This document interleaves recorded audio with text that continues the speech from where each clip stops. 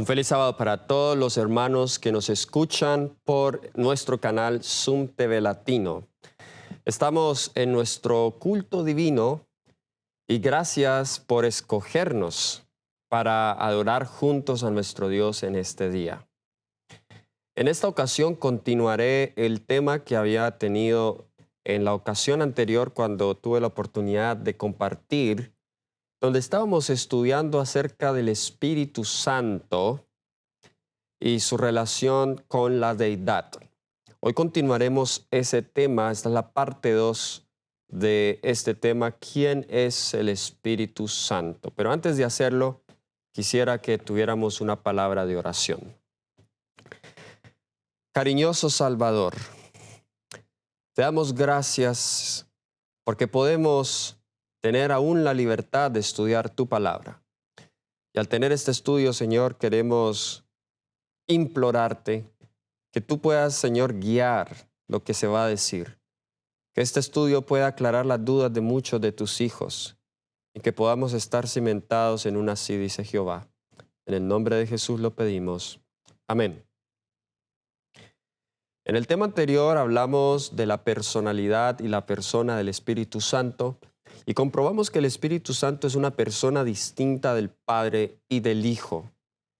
El día de hoy vamos a concentrarnos más en su divinidad. ¿Quién es el Espíritu Santo en relación a su divinidad? En el tema anterior mencionamos un aspecto de su divinidad que también se relacionaba con su personalidad, y es que el Espíritu Santo tiene la facultad de crear y fue parte de la obra creada, de la obra de creación. Vamos entonces hoy a continuar con este estudio. Y quiero comenzar con el libro de Hechos, el capítulo 5, versículos 3 y 4. El libro de Hechos, el capítulo 5, versículos 3 y 4. Esta historia es la historia de Ananías y Zafira. Ustedes recordarán que la iglesia apostólica estaba pasando por un buen momento. Ellos la iglesia estaba creciendo, dice que multitud de los que creían se unían a la iglesia, tenían un corazón, un alma, ninguno decía ser suyo propio, nada de lo que poseía. Y había un hombre que se llamaba Bernabé, que él dio toda su posesión y la entregó para la obra de Cristo Jesús a los pies de los apóstoles. En este contexto, entonces, una pareja, el esposo se llamaba Ananías y su esposa Zafira, se ven inspirados por esta señal de generosidad y ellos también quieren hacer algo por Dios. Y la Biblia nos dice que ellos vendieron su heredad, hicieron la sustracción del precio y ellos decidieron darle a Dios una parte de lo que originalmente habían pensado darle a Dios. Y nos dice el versículo 3 que Pedro reprende a Ananías y le dice, y dijo Pedro a Ananías, ¿por qué llenó Satanás tu corazón para que mintieses al Espíritu Santo y sustrajeses del precio de la heredad? Vamos a parar en el versículo 3 para entender este texto. El versículo 3 nos dice que Pedro le mintió ¿a quién? Nos dice que Pedro le mintió al Espíritu Santo. O sea, al Espíritu Santo se le puede mentir. Pero ahora vamos al versículo 4. Nos dice, reteniéndola no se te quedaba a ti, y vendida no estaba en tu poder. ¿Por qué pusiste esto en tu corazón? No has mentido a los hombres, sino a Dios. En el versículo 3 entonces decía que Ananías le había mentido al Espíritu Santo, pero en el versículo 4 dice que Ananías le mintió a Dios. ¿Está hablando de dos personas distintas o está hablando de la misma? Está hablando de la misma. Es decir, el Espíritu Santo es Dios y un pecado contra Él se considera como un pecado contra Dios mismo. Vamos a estudiar algunos de los atributos del Espíritu Santo. Este texto, aunque es claro, no sería suficiente, pues entendemos que no podemos armar una doctrina solo con un texto. Pero este texto es muy claro en demostrar que el Espíritu Santo es Dios. Ahora, ¿cuáles son algunos de los atributos de Dios que son únicos de Él? Entendemos que uno de esos atributos es que Él es eterno, su omnipotencia, omnipresencia, omnisciencia, su poder creador que ya vimos. Vamos a mirar que el Espíritu Santo comparte cada una de estas características. Vamos a Hebreos, el capítulo 9, el versículo 14. Como están notando, esto es un estudio bíblico y cada texto está conectado con el otro. Nos dice Hebreos capítulo 9, versículo 14. Cuánto más la sangre de Cristo, el cual mediante el Espíritu eterno se ofreció a sí mismo sin mancha a Dios, limpiará vuestras conciencias de obras muertas para que sirváis al Dios vivo. ¿Cómo se le llama al Espíritu Santo? Se le llama aquí el Espíritu eterno. Pregunta, de acuerdo a la Biblia, ¿quién es el único eterno? Vamos a 1 de Timoteo 6:16. 1 de Timoteo 6:16. La Biblia nos dice, hablando de Jesucristo, soberano Rey de reyes, Señor de señores, dice, el único que tiene inmortalidad, que habita en luz inaccesible, a quien ninguno de los hombres ha visto ni puede ver, al cual sea la honra y el imperio sempiterno. Amén. Pregunta, ¿quién es el único que tiene inmortalidad? Dios es el único que tiene inmortalidad. Si el Espíritu Santo se le llama el Espíritu eterno, entonces Él debe ser Dios. Ahora, algunos al leer estos textos, la forma en cómo los tratan de explicar es que dicen, sí, pues porque Él es el mismo Jesús o porque Él es el mismo Padre. Por eso es que dice que es Dios y que comparte todos esos atributos. Pero el día de ayer demostramos claramente que el Espíritu Santo es una persona distinta y separada de Jesús, como Jesús también es una persona distinta y separada del Padre. Entonces el Espíritu Santo es eterno, pero también el Espíritu Santo es omnipotente. Nada es imposible para Él. Todo lo puede. Vayamos a Romanos, el capítulo 15 y el versículo 19. Romanos, el capítulo 15, versículo 19. Nos dice aquí la palabra de Dios, con potencias de señales y prodigios, en el poder del Espíritu Santo, de manera que desde Jerusalén y por los alrededores hasta Ilírico, todo lo he llenado del Evangelio de Cristo. Pablo está hablando de su ministerio y dice que su ministerio se realizó con potencia de señales, prodigios, ¿en el poder de quién? Del Espíritu Santo. Entonces, si Pablo hizo esto en el poder del Espíritu Santo, pues el Espíritu Santo puede impartir poder y eso implica que Él es eterno, que Él es omnipotente. Ahora, vamos a Juan 14, 16. Juan 14, 16. Este es un punto que es un poco complejo por el comentario que hace la sierva del Señor de este versículo. Juan 14, 16. Jesús dice, yo rogaré al Padre y os dará otro consolador para que esté con vosotros para siempre. Ahora, la palabra allí, otro consolador, la palabra en el griego otro, alos, significa otro igual a. Es decir, no está hablando de la misma persona. Si Jesús dice, yo rogaré al Padre, y aquí estamos viendo los tres de nuevo, Jesús está hablando, es el Hijo, Él dice que Él va a orar al Padre, y el Padre os dará otro consolador. Porque Jesús era también consolador y es consolador. El otro consolador entonces es el Espíritu Santo. Entonces, nosotros no podemos inferir o concluir que el Espíritu Santo y Jesús son la misma persona. De acuerdo a este texto, la palabra griego, como dije en griego, para otro es alos, que significa otro de la misma clase, contrario a la palabra heteros, que significa alguien distinto. Al Consolador, en el griego se le llama parácletos.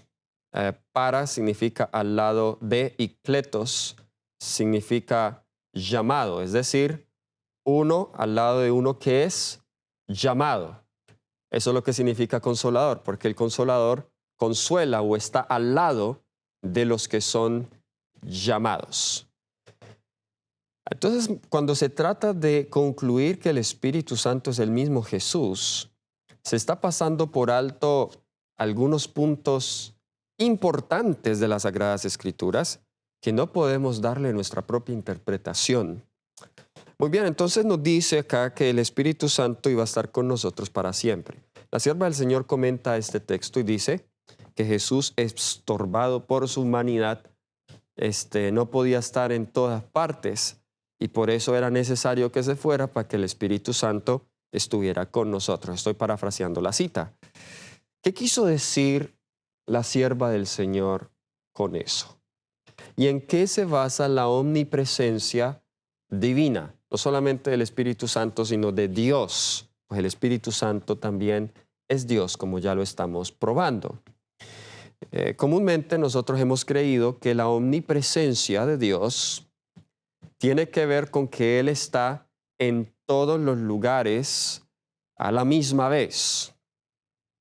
Pero cuando yo leo mi Biblia, y no sé si ustedes pueden diferir conmigo en esto, cuando yo leo mi Biblia, la Biblia a mí me dice que Dios está en un lugar. Jesús nos enseñó a orar, Padre nuestro, que estás en los cielos. No dice Padre nuestro, que estás en todas partes. La Biblia nos menciona repetidamente a Dios que está en los cielos. Entonces, ¿cómo es que Dios está en todas partes? Dios está en todas partes a través de su omnisciencia. Él tiene conocimiento de todo lo que pasa en su dominio eterno del universo. Y Él no tiene que estar allí presente para saber lo que pasa. Pero ¿cómo es que Él está presente aún tan cerca delante de nosotros? Como lo explicamos en el tema anterior, si no lo has visto, te aconsejo que lo veas. Se llama ¿Quién es el Espíritu Santo? Parte 1. Y en el tema anterior yo mostré la cadena de mando y cómo es que los ángeles trabajan en conjunto con el Espíritu Santo. Es decir, Dios está presente a través de los ángeles. Jesús estaba estorbado por su humanidad porque Jesús no es que Él quería estar en todas partes a la misma vez, sino que Jesús, por su humanidad, pues no podía realizar una obra extensiva. Le tocaba caminar incluso y le tomaba varios días de estar de un lugar a otro. Bien, el Espíritu Santo no le sucedería eso. Pues el Espíritu Santo y los ángeles pueden hacer ese trabajo de manera inmediata porque no están estorbados por la humanidad. A eso se refiere también, hablando de la omnipresencia, en el Salmo 139, que es un salmo que comúnmente nosotros citamos para hablar de la omnipresencia de Dios. Pero en realidad, si usted lee el comentario bíblico adventista o en la Biblia de estudio, con los comentarios de Ellen White, el comentario de ella sobre este texto, ella dice que Dios es a través de su omnisciencia que está en todas partes. Dice el Salmo 139, versículo... vamos a comenzar desde el versículo 7 en adelante. ¿A dónde me iré de tu espíritu? ¿A dónde huiré de tu presencia? Interesante, ¿a dónde me iré de tu espíritu? Noten que la presencia de Dios acá en la tierra es ¿quién? El espíritu. ¿A través de quiénes? De los ángeles. Si subiera a los cielos, dice, allí estás tú. Si en el Seol hiciere mi estrado, he aquí, allí tú estás. Si tomara las alas del alba y habitara en el extremo del mar, aún allí me guiará tu mano y me asirá tu diestra. Recuerda, la mano de Dios la hemos comparado con el Espíritu Santo. Si dijeres ciertamente las tinieblas me cubrirán, aún la noche resplandecerá alrededor de ti. Entonces Dios está presente a través de su Espíritu en su obra creada. Nada se escapa de su mirada, nada se escapa de su presencia. No solamente el Espíritu Santo es omnipresente, sino que es omnisciente. 1 Corintios 2:10, vamos allá. Ahora, este texto es muy concluyente en cuanto a la divinidad del Espíritu Santo. 1 Corintios capítulo 2, el versículo 10. Nos dice la palabra de Dios, pero Dios nos las reveló a nosotros, ¿por quién? Por el Espíritu, porque el Espíritu, ¿cuánto lo escudriña?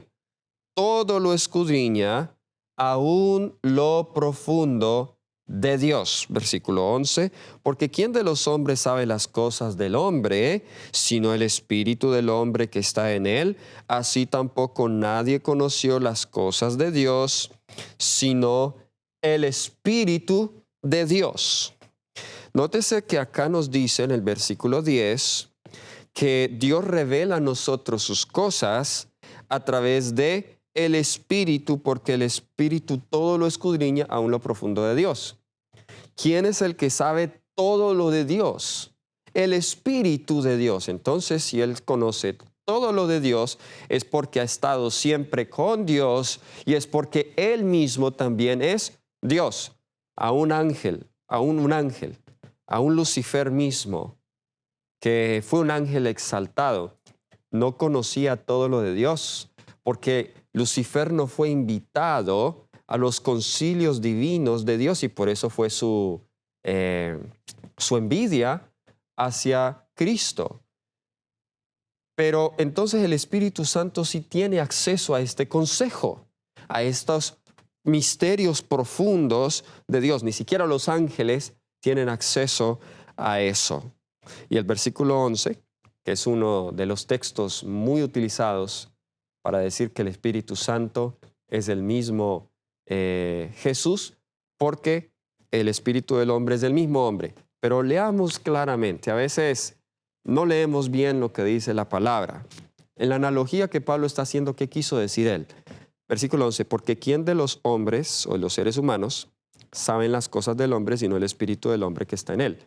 Es decir, nadie mejor que yo sé las cosas de mí, porque mi espíritu, en este caso se hace referencia a el aspecto o la facultad moral de cada persona de discernir los propios pensamientos, motivaciones, pues eso es parte de mí. El punto de Pablo está conectado al versículo 10, es decir, así como el Espíritu Santo conoce lo profundo de Dios, pues cada hombre puede conocer lo profundo de sus pensamientos porque este es parte de nosotros.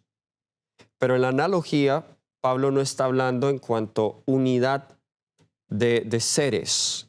Pablo aquí no está hablando de dualismo. No, ese no es el punto de Pablo.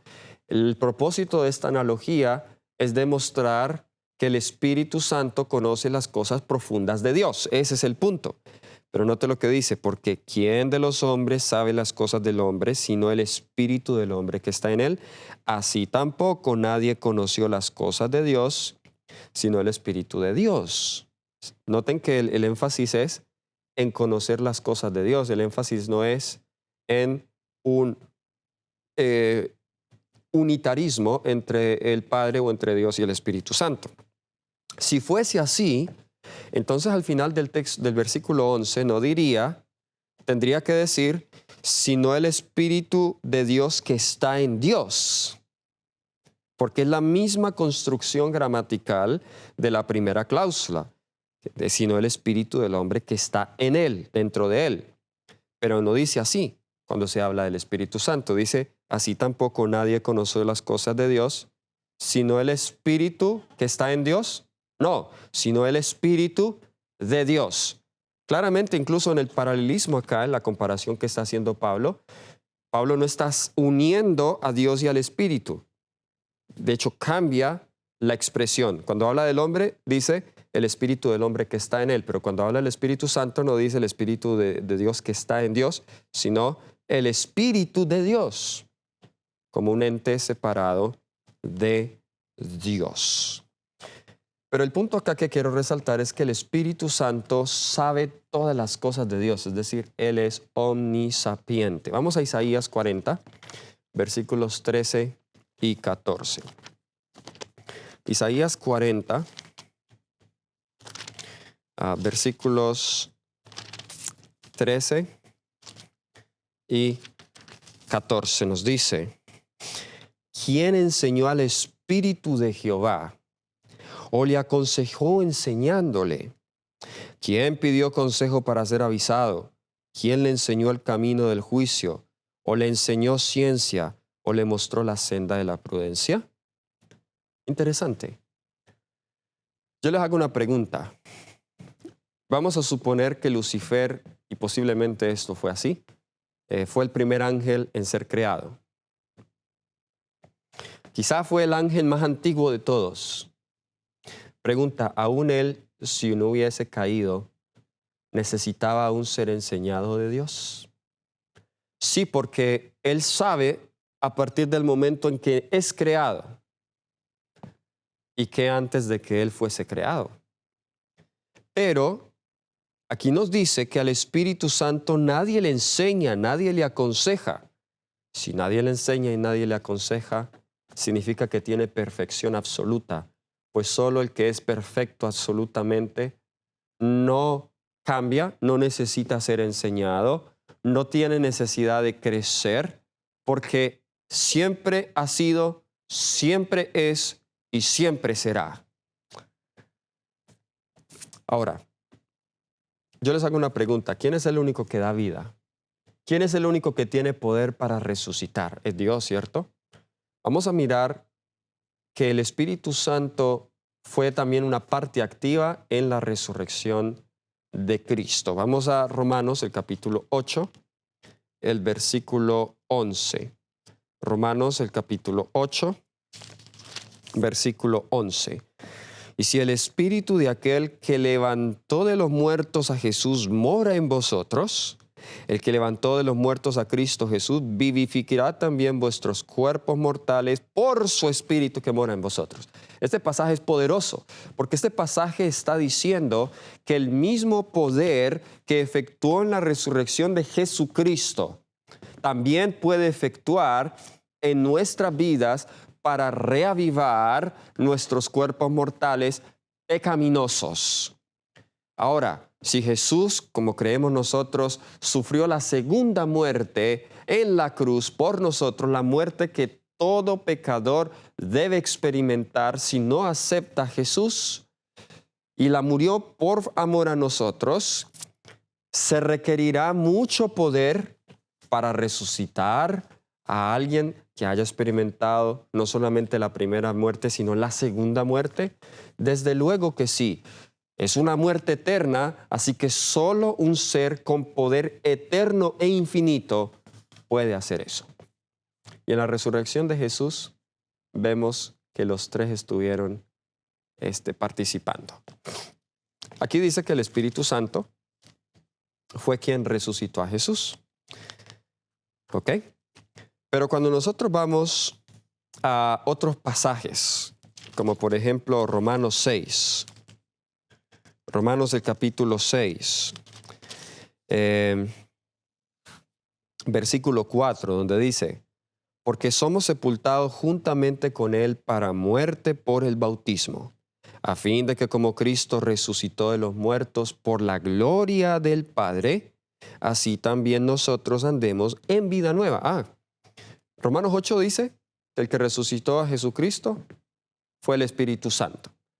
Romanos 6, 4 dice que fue la gloria del Padre. Pero Jesucristo dijo: yo pongo en mi vida, yo la vuelvo a tomar.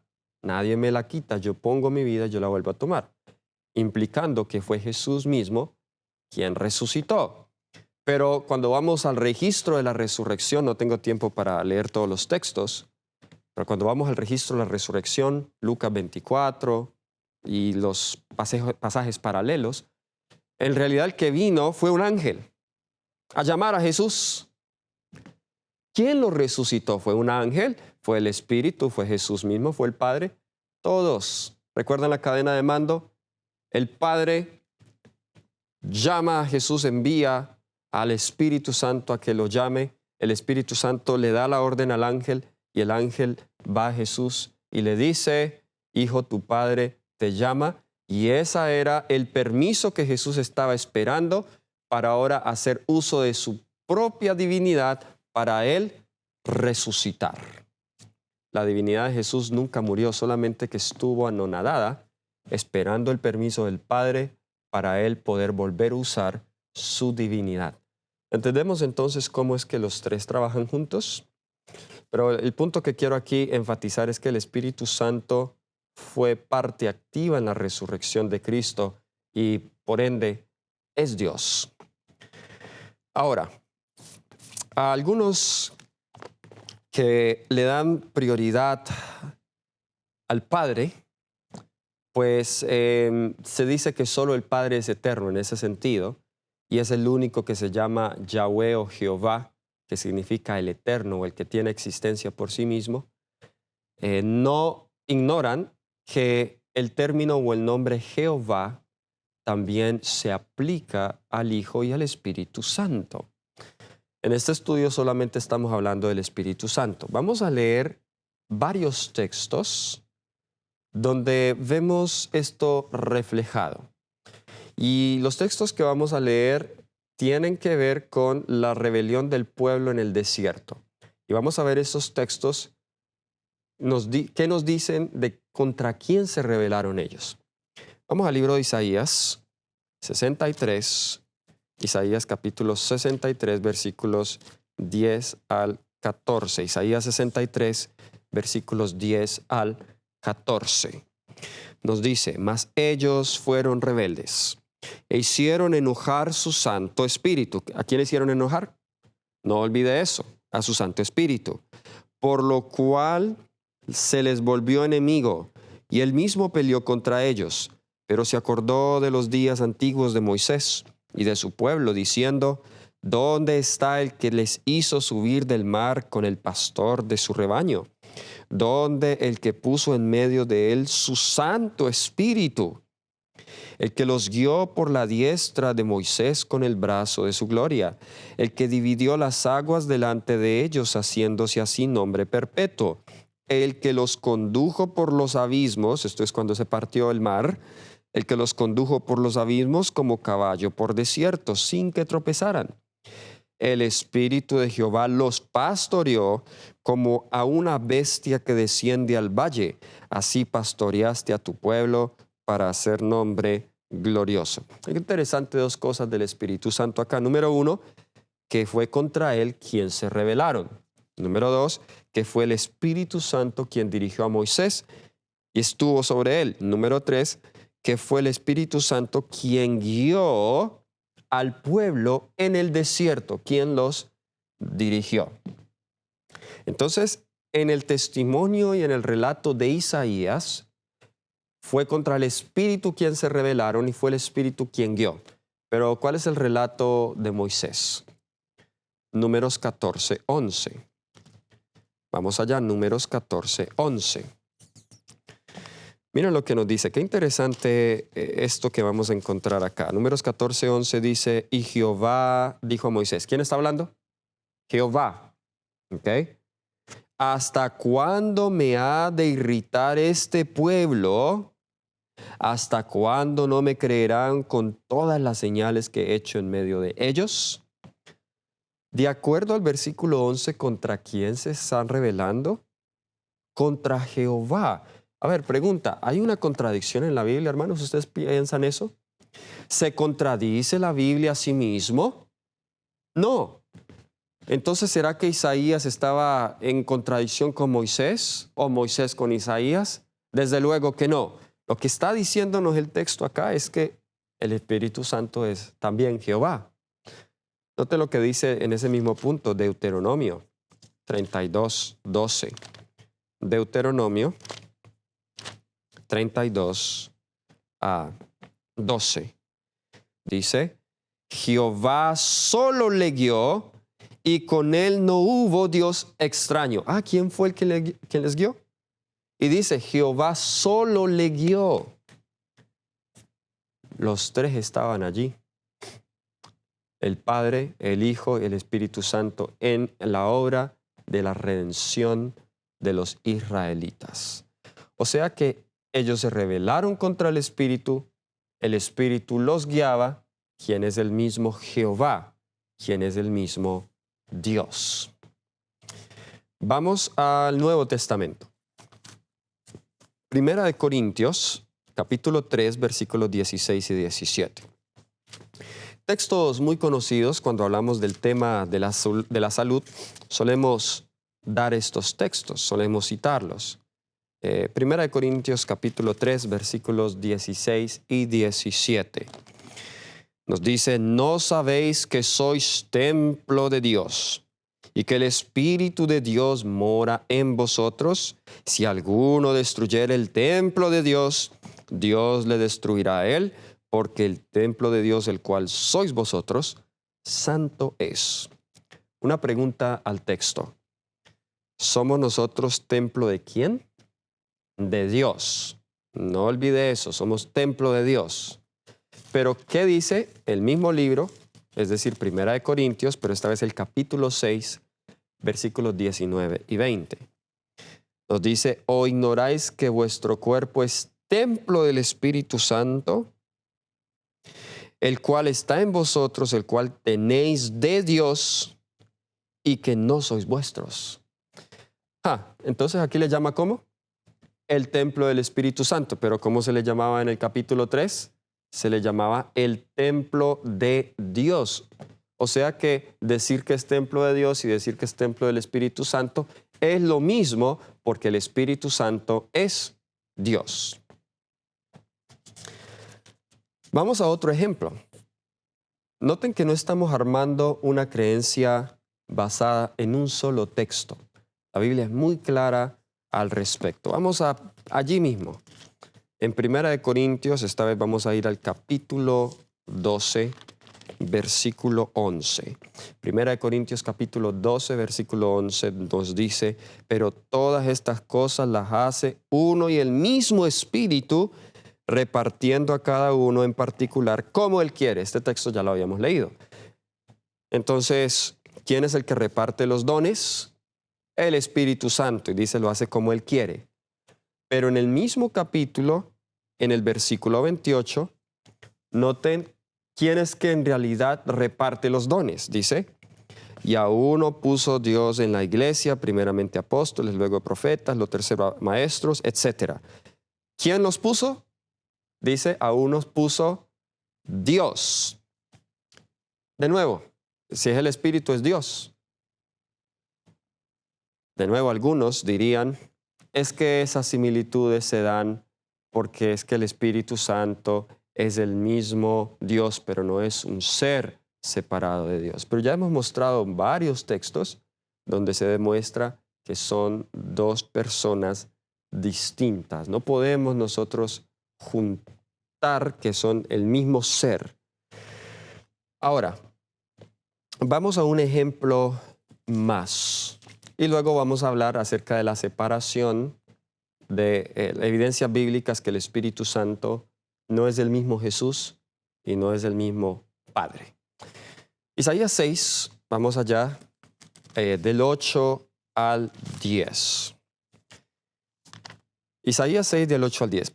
¿Quién fue quien le habló a los padres, a los antiguos padres de la nación judía? ¿Quién fue el que los amonestó? Vamos a mirar qué nos dice Isaías 6, versículos del 8 al 10. Nos dice, después oí la voz del Señor que decía, ¿a quién enviaré?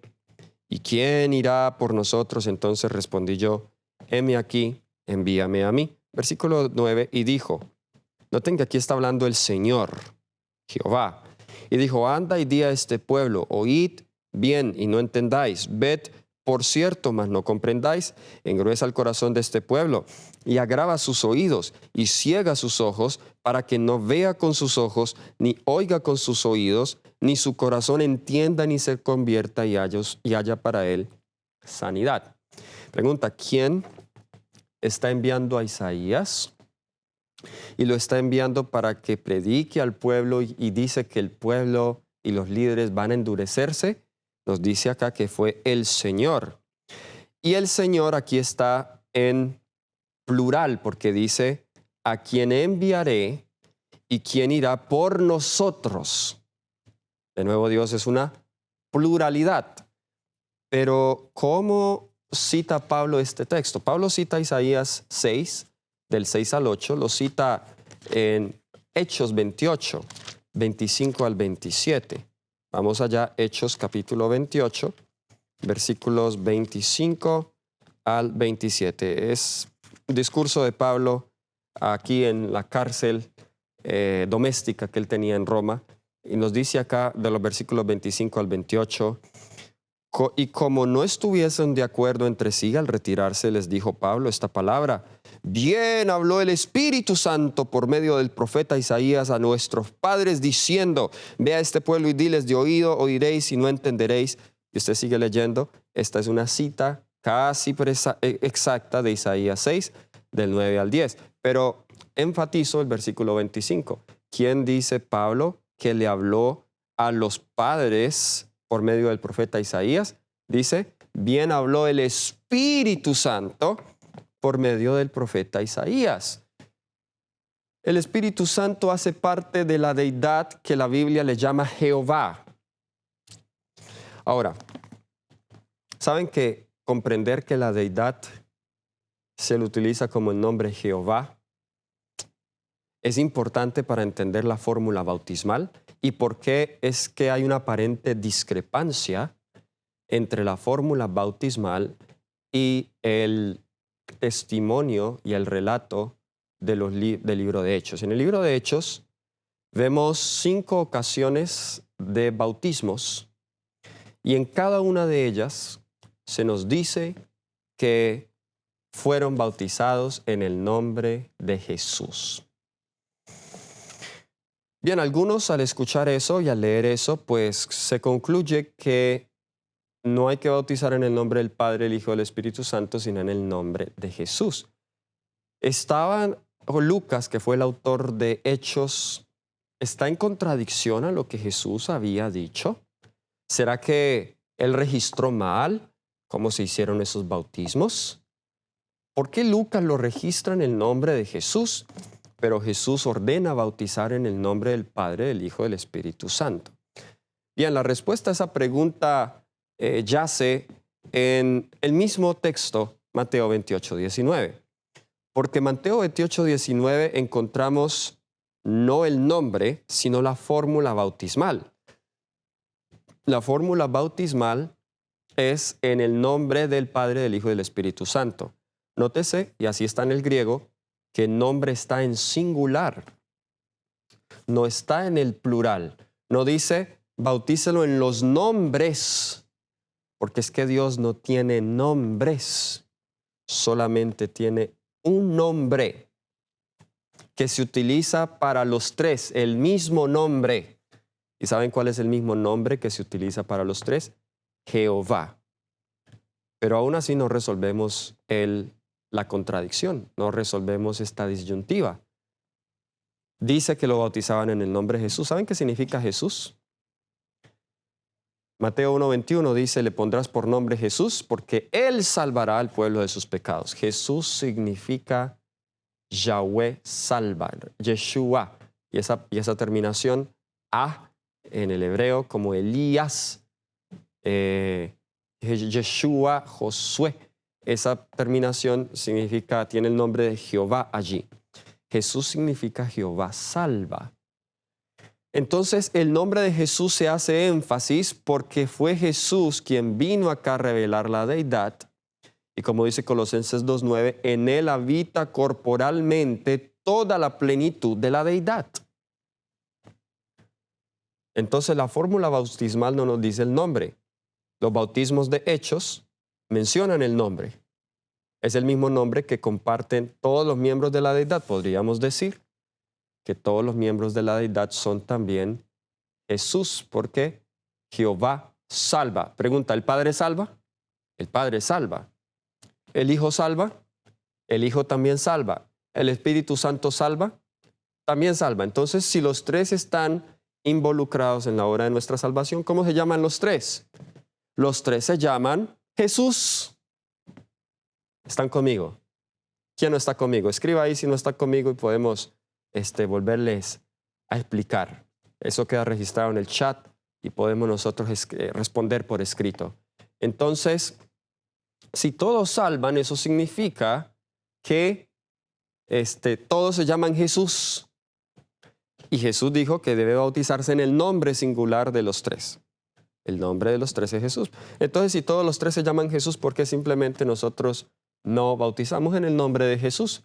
Bien, porque como nosotros creemos que la deidad está compuesta de tres seres infinitos, eternos, Padre, Hijo y Espíritu Santo, y es bajo el testimonio de ellos tres, como leímos en las citas de la sierva del Señor, en la presentación anterior, que los tres están presentes. Entonces es importante que el que se bautiza tenga presente que se está bautizando en la presencia de los tres grandes seres celestiales, el Padre, el Hijo y el Espíritu Santo. Miremos algunos textos entonces donde se muestra al Padre, Hijo y Espíritu Santo separados. Ya hemos visto algunos, pero esta vez vamos a ser más específicos. Vamos a algunos textos del Antiguo Testamento. Vamos a Isaías 48. Vayan todos conmigo allí, Isaías 48. Vamos a leer versículos 12, 13 y luego el versículo 16 y 17. Isaías 48, vamos a leer el versículo 12. Dice, óyeme Jacob, y tú Israel, a quien llamé, yo mismo, yo el primero, yo también el postrero. Versículo 13, mi mano fundó también la tierra, y mi mano derecha midió los cielos con el palmo. Al llamarlos yo, comparecieron juntamente. Aquí vemos que hay un ser divino que está hablando. No lo hemos identificado aún. Él dice simplemente acá, yo soy el primero, yo soy el postrero. Es un ser divino, porque significa que es eterno. Y él está hablando a Jacob y a Israel y dice que él es el creador, él es el que fundó la tierra. Claramente entonces es un ser divino. Vamos a saltarnos ahora al versículo 16. Acercaos a mí, oíd esto, desde el principio no hablé en secreto. Desde que eso se hizo, allí estaba yo. Y aquí vamos a saber quién está hablando. Y ahora me envió Jehová el Señor y su Espíritu. ¿Quién está hablando entonces? El que está hablando aquí es el Hijo. Está hablando Jesús, porque, y él dice, yo soy el que fundó la tierra, mi mano derecha midió los cielos, y luego él dice acá que no habló en secreto, desde el principio yo estaba allí con él, y luego dice que ahora me envió Jehová el Señor. Si lo envió significa que el Hijo no es el mismo que el Padre. ¿Y quién más lo envió? Y lo envió su Espíritu. ¿El de quién? El de Dios, el de Jehová el Señor. Entonces, ¿por qué dice su Espíritu de nuevo? Yo creo que la confusión aquí en muchos es cuando dice Espíritu. Y como nosotros en Occidente leemos Espíritu, y Espíritu para nosotros es algo que no se palpa, para nosotros lo que existe es que yo tengo que tocarlo. Pero cometemos un grave error, tratar de definir la naturaleza de la deidad con los títulos de la deidad. Es un grave error, porque los títulos solamente reflejan un aspecto de su carácter y un aspecto de su función, no lo refleja todo. Así como Jesús se le llama hijo no porque él haya nacido del Padre, sino más bien por su lugar en la deidad, en sumisión al Padre, como un hijo se somete a su Padre. Y el Padre se le llama Padre, no porque Él sea el más importante de todos, sino porque Él es el líder de la deidad. Así también el Espíritu se le llama Espíritu, porque Él es quien intercede con nuestro espíritu. Él es el encargado y tiene la función de la santificación y de dejar disponibles los méritos de Cristo para nosotros. En la Biblia, espíritu tiene que ver con carácter. ¿Okay? Es el Espíritu Santo. La función principal de Él es el desarrollo de nuestro carácter. Por eso se le llama espíritu. Y ya habíamos explicado que cuando dice Espíritu de Dios no significa que es el mismo Padre o el mismo Dios, sino que es enviado por Dios. Cuando se dice su Espíritu, está simplemente diciendo lo mismo. Vamos a Isaías 42:1. De hecho, antes de dejar Isaías 48, para que no quede duda que aquí está hablando el Hijo, el versículo 17 luego dice: así ha dicho Jehová, Redentor tuyo, el Santo de Israel, yo soy Jehová, Dios tuyo, que te enseña provechosamente, que te encamina por el camino que debes seguir. Noten, ¿quién está hablando acá? Dice Jehová. ¿Y cómo se presenta? Como Redentor tuyo. ¿Quién es el único miembro de la deidad que específicamente se le aplica el título de Redentor? Jesús, Cristo. Pero Cristo se presenta como Jehová. Noten que el término Jehová también entonces se aplica a Jesús. Ahora, vamos a Génesis 42:1. Génesis 42:1. Perdón, Isaías 42:1. Disculpen, Isaías 42:1 dice: he aquí mi siervo, yo le sostendré, mi escogido en quien mi alma tiene contentamiento. ¿Quién está hablando acá? Esa expresión suena conocida, ¿cierto? Cuando Jesús se bautizó, este es mi Hijo amado en quien tengo contentamiento. El Padre está hablando acá y ya vamos a ver qué es el Padre. He puesto sobre él, o sea, sobre su siervo, mi espíritu, él traerá justicia a las naciones. El Padre está hablando del Hijo y dice que le pondrá sobre él su espíritu. Ahí vemos los tres también. Vemos también entonces allí a los tres. Vamos al Nuevo Testamento. En el Nuevo Testamento nosotros también vemos que la deidad estuvo involucrada en la encarnación de Jesús. Lucas capítulo 1, versículo 35, y el tiempo ya se nos está acabando. Voy a citar esto brevemente. Lucas el capítulo 1, versículo 35. Vamos a mirar acá el relato de Lucas en cuanto a la encarnación de Jesús. Nos dice: respondió el ángel, le dijo: el Espíritu Santo vendrá sobre ti. Entonces tenemos el Espíritu Santo. Y el poder del Altísimo te cubrirá con su sombra, por lo cual también el santo ser que nacerá será llamado Hijo de Dios. Entonces noten acá el Espíritu Santo, luego tenemos el Altísimo, aquí es referencia al Padre. ¿Y quién nacería de ella? El Hijo de Dios, Jesús. Ahí vemos a los tres allí presentes en la encarnación. Ahora, el ejemplo clásico.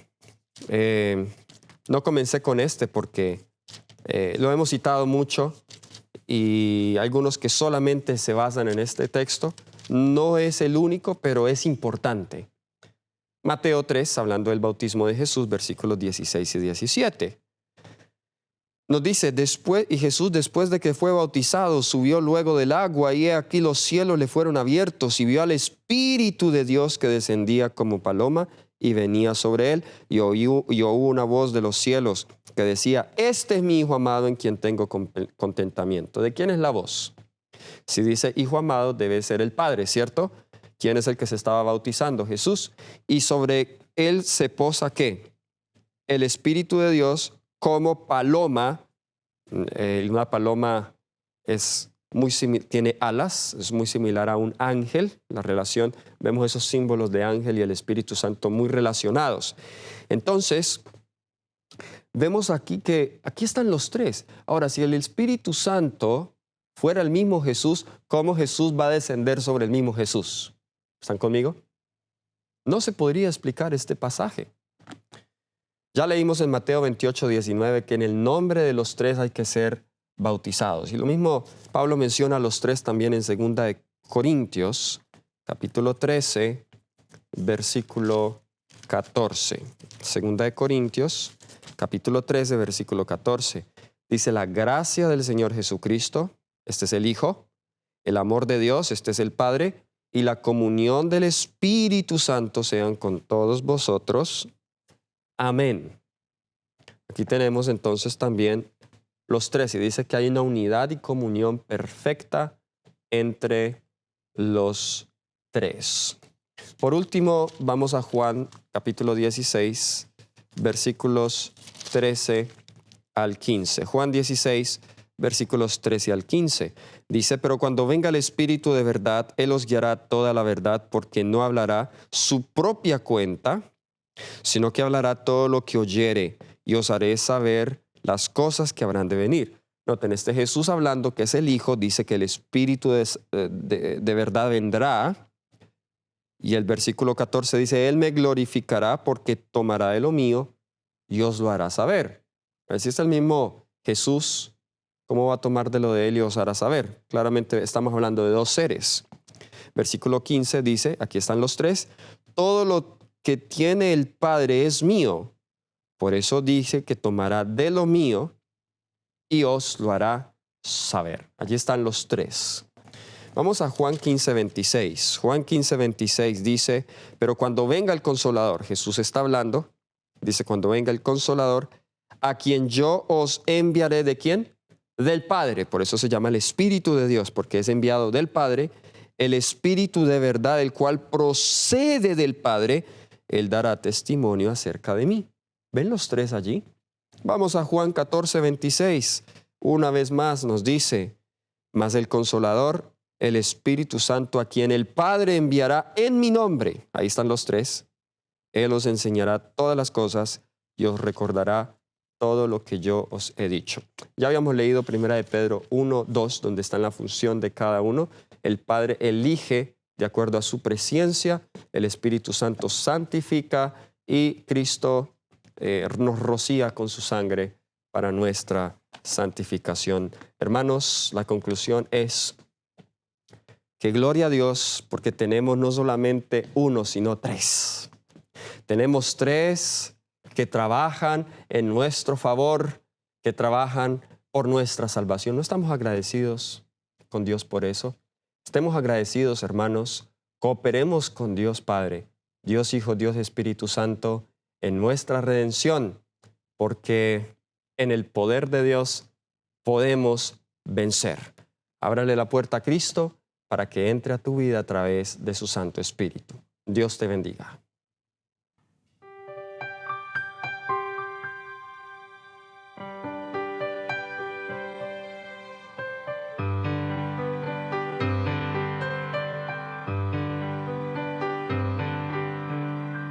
Salvador maravilloso, amigo fiel redentor, ¿quién pensó que un cordero a un alma podría salvar? Oh, tú salvaste a un alma, Señor.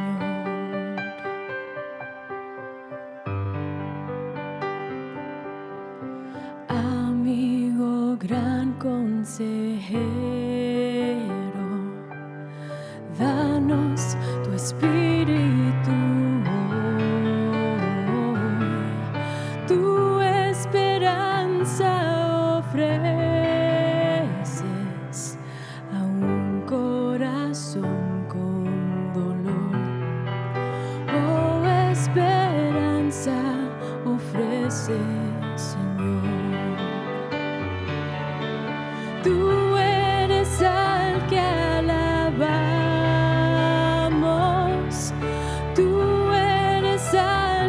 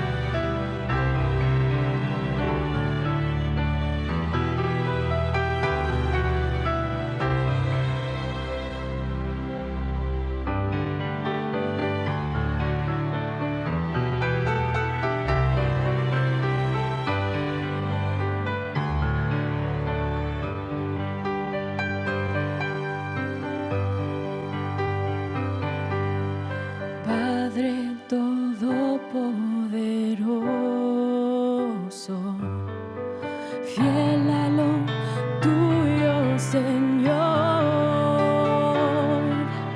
Con nuestras debilidades nos postramos ante ti, Señor, ante tu trono.